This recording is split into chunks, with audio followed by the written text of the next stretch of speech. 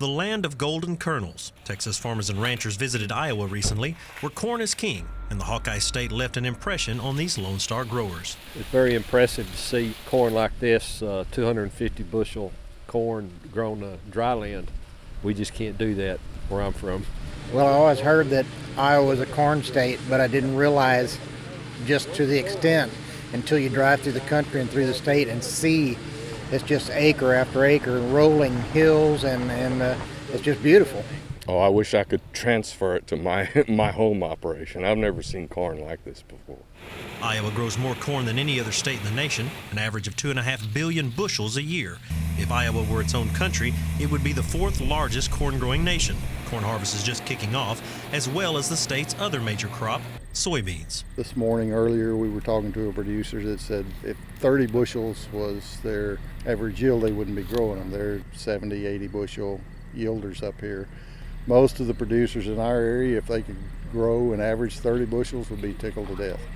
The Texas delegation spent a few days touring Iowa, visiting farms and connecting with their Midwest counterparts, learning more about agriculture across the nation. It's very interesting to see the different innovations that different farmers have in their operations. By the same token, there's still some similarities between row crops, cotton in the South Plains, and the corn farmers of Iowa. Their Midwest tour started south of Iowa in St. Louis, with a day spent at Monsanto.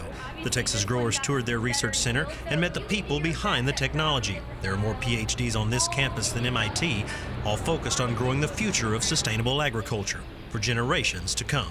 It's helped us keep our soil a lot healthier. You know, we've gone to more no-till, strip-till, and we just got a lot healthier soil than we did a few years ago.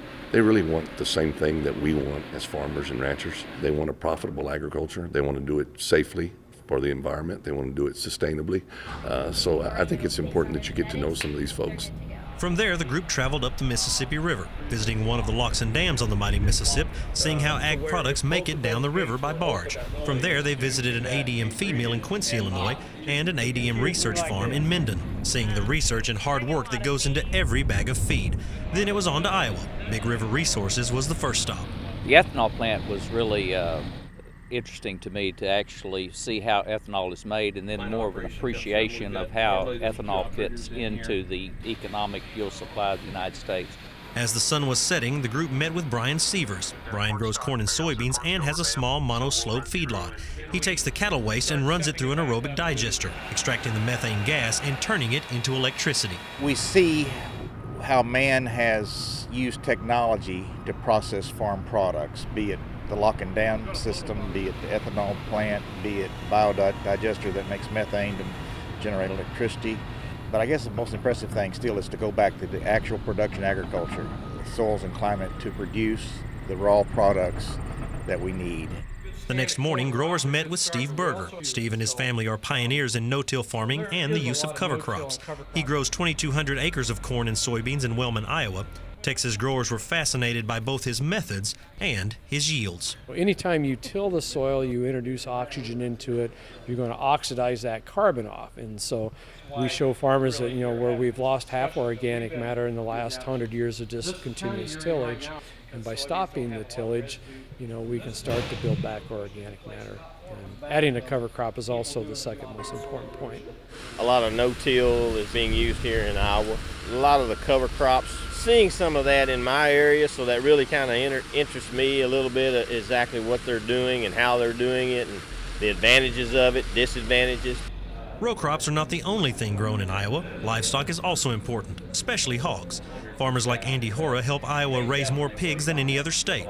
Texas farmers had the chance to see one of his new hog barns near Riverside, Iowa. It's interesting how much it's changed, I guess, since I've been in commercial hog operation, probably 15 years ago, 20 years ago. And in some ways it's the same, but a lot of the little details are a little bit different than they used to be. The afternoon was spent visiting with Iowa Farm Bureau President Craig Hill on his farm near Indianola. They learned about the history of Iowa, the importance of ag in the state, and how Iowa farmers are working together towards conservation. Just a whole lot of effort, new investment. There's been many that speculate that in Iowa over the next several decades we will spend $4 to $5 billion on conservation. And we know that we must spend $50 or $60 an acre just to maintain what we have. The final leg of the Whirlwind Tour took the Texans to the USDA National Animal Disease Center in Ames. The 530-acre campus is home for research to prevent and protect animals from diseases like brucellosis and chronic wasting disease. This was a great facility, a great tour to go through and see what all the animals on the brucellosis and the other types of diseases they're trying to do research on. The technology. The more the technology advances, then the more they learn, the more they do, and one thing leads to another. It has impressed me about what they can do with advanced technology. It's amazing.